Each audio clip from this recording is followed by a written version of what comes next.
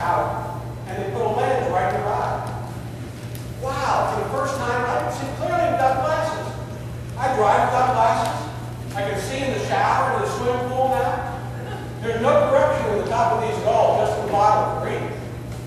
The only reason I wear them is, first of all, you're used to seeing them with glasses. And secondly, I got tired of the on and off, and so I wear the glasses. But it's a wonderful thing to get clear sight. I relate to that. I know what that's like. It's a wonderful thing. Now, we see Bartimaeus, who was blind. Now, the scripture leads us to think maybe that he hadn't been blind his whole life, because when Jesus says, "What do you want me to do?" he says, "Let me see again." So we think that maybe he's not blind. But he certainly regained that clear sight. And I thought about that. And then I thought about how we as Christians sometimes, we don't always have that clear sight. We have those periods when our vision gets clouded. Our vision on our spiritual life gets clouded. So I think there's a few things we can learn from Bartimaeus this morning. And let's look what goes on. Now, Bartimaeus was sitting by the side of the road. He was a beggar. That was his job. Now, in those days, unlike today, in those days, people saw it as part of their responsibility to take care of those people. That was part of their stewardship. That was part of their philanthropy. They gave to the poor, the crippled, to those people that begged. So this is what Bartimaeus is doing, but he longed to have his sight back. He longed to have his sight back. So he certainly heard stories about Jesus and his miracles. So when he heard that Jesus was coming by, he called out to him. Now Jesus is with that large entourage, and this is really the end of Jesus' ministry.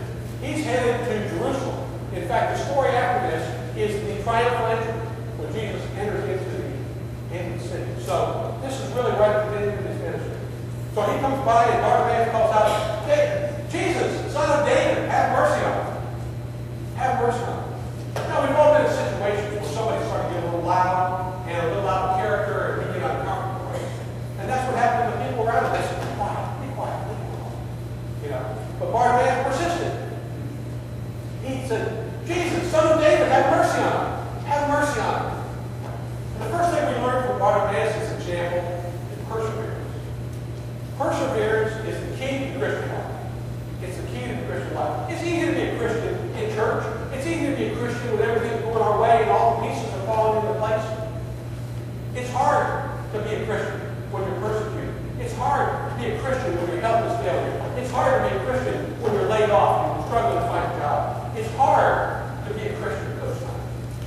It's difficult. I had somebody say to me just this week, they said, "Bob, you know, I'm doing my prayers, I'm doing the things I'm supposed to do, following my piety, but I'm really struggling. I just don't feel the Lord. I don't feel that spark."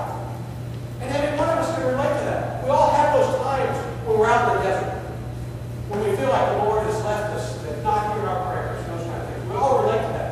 And it's through those times that we need to be perseverant. We need to hang in there, continue to work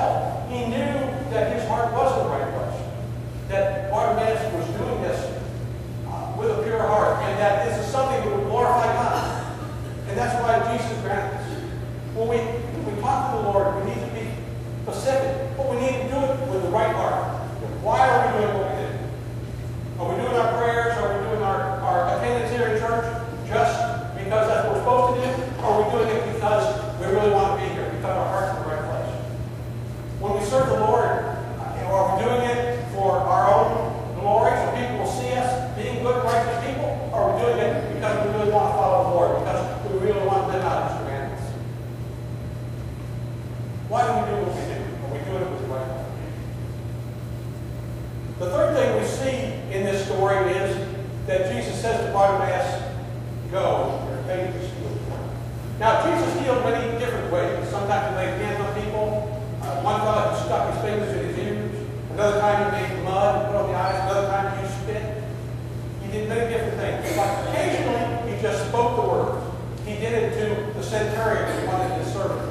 He did it to the women with the hemorrhage that reached out and touched the hem of his garment. And he does it here in Bartimaeus. He just speaks the word. Your faith is healed. Faith is a cornerstone of the Christian life. Faith is believing that God's going to do what he said he'd do. Look at the Old Testament lesson from Job. What do we see there? God allowed the devil to persecute Job over and over. He lost his family. He lost his business. He lost everything. He lost his health. All of those things. But he persevered through that. Said, I will not curse God. I will not curse God. And in this morning's finale of that story, we see that his riches were restored twice as much. Twice as much, it says. And that it said God blessed Job in his later years even more than his early years. Because Job had faith that God was going to do what he said he was going to do.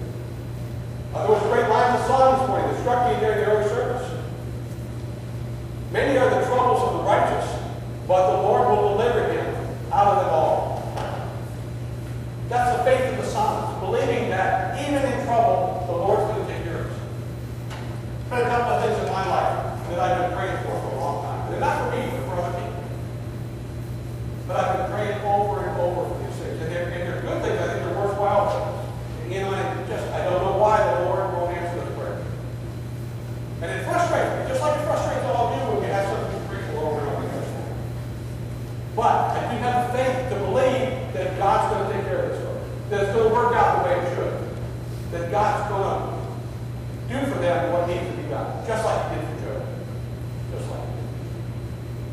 So we see from Bartimaeus' example this morning that when we're perseverance, we have the right heart.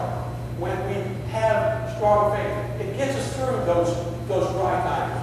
It helps us to restore that clear vision that we want to see. I went to a birthday party a few weeks ago, and the host introduced me as the deacon at the church, so everybody knew that I was a church person. And so one of the guys there sitting in the room said, oh, yeah, I didn't go this morning. I really feel guilty because I didn't get there this morning. So later on, I was seated by this guy and trying to make conversation. I said, oh, so where do you go to church? He says, I go to the Baptist church. Okay. And he couldn't wait to tell me the story. He said, a few years ago, for Christmas, I asked my wife, what do you really want for Christmas? What do you really want? Thinking about those material things. And she said, I want you to go to church. I want you to go to church. Well, there the fellow was. He was stuck.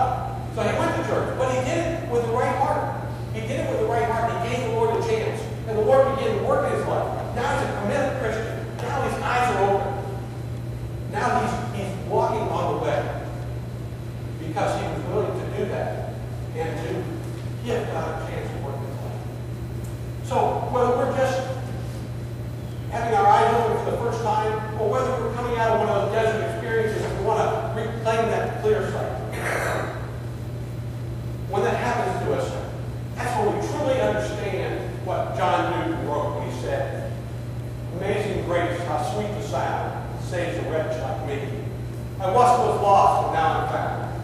I was blind, but now I see. Amen.